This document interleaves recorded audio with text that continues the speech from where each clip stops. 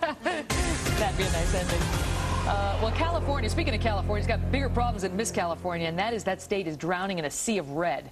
And you could likely pay for it, no matter where you live. The feds are threatening to pull stimulus dollars from the Golden State if California cuts union worker wages. Now, this threat comes straight from the White House. But does President Obama have any business telling California how it can or cannot fix its $20 billion budget deficit? U.S. Congressman Darrell Issa is a Republican from California. He's my guest now. Congressman, good morning to you.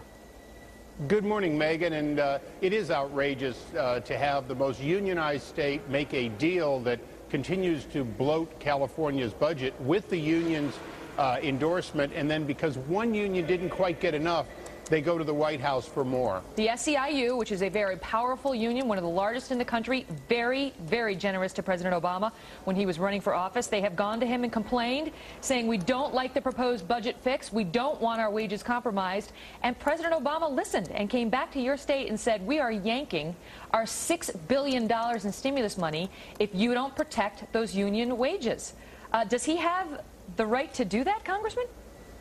Well, when you're a party that's bought and paid for by the unions, yes, you do. And this administration has shown from day one, with giving 55% in complete violation of bankruptcy law and contract law to the unions, yes, they will. Yes, they can. Yes, they will deliver America to the unions, and they're doing it every day. You know, this group, the SEIU, was among the biggest donors to President Obama during the campaign. They gave him $33 million.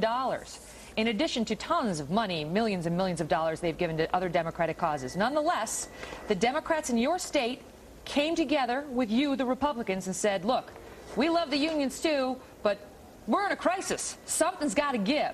And so you had a bipartisan agreement to cut union wages, among many other things, and now the White House is interfering. Are they going to win? I mean, I can't see your state thumbing its nose at $6 billion in stimulus money. You got to have it, don't you?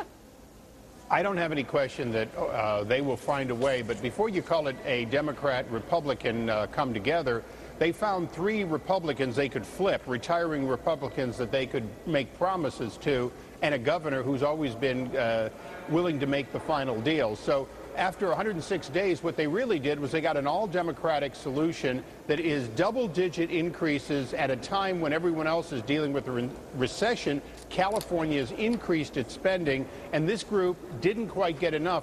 And remember, unionization has been going toward those who do not have to compete in the public sector. This is a good, the private sector. This is a good example of a union who sees its growth in government. You know, every Californian we've talked to, we've had on this air, has talked about the cutbacks in this state. So many of your constituents have been affected. The most notable one was how the state wasn't paying people their tax refunds, their money, because it needed the dough in its coffers to pay its bills. And when they finally did start to shell it out months after it was due, they didn't pay any interest on it. So Californians have already taken an individual hit. Yet the union, which now would take a pay decrease from $12.10 per hour to $10.10 per hour, is causing such a stink over this. And they have such power at the highest levels of government in this country. They're not going to be the ones to sacrifice anything, are they, Congressman? Not at all. And this is the one thing that everyone has to understand is the private sector takes all the cuts, all the pain, all the bankruptcy, and all the layoffs. Well, government here in Washington is growing, and government in Sacramento is growing. And it is, in fact, in Sacramento, the most amazing thing that they are bought and paid for by the unions, but they didn't quite get enough to one union. And now what they want is to get just that union made whole. They don't want to make the kind of cuts that the private sector has to make every day. And Kelly, this is the problem in Sacramento. It is the problem here in Washington, is the unions have taken control because public sector money is highly unionized, and it's benefiting this administration.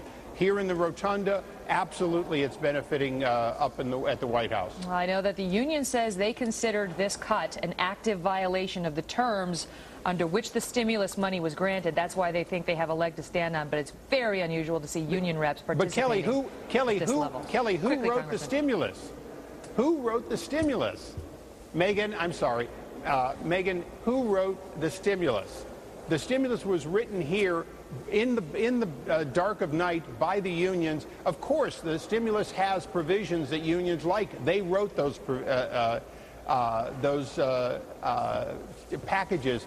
And so, Megan, the fact is, you have a self-fulfilling prophecy, which is in Sacramento, they wrote these things. In Washington, they wrote these things. So lo and behold, they're now complaining about the very provisions that they made sure were there.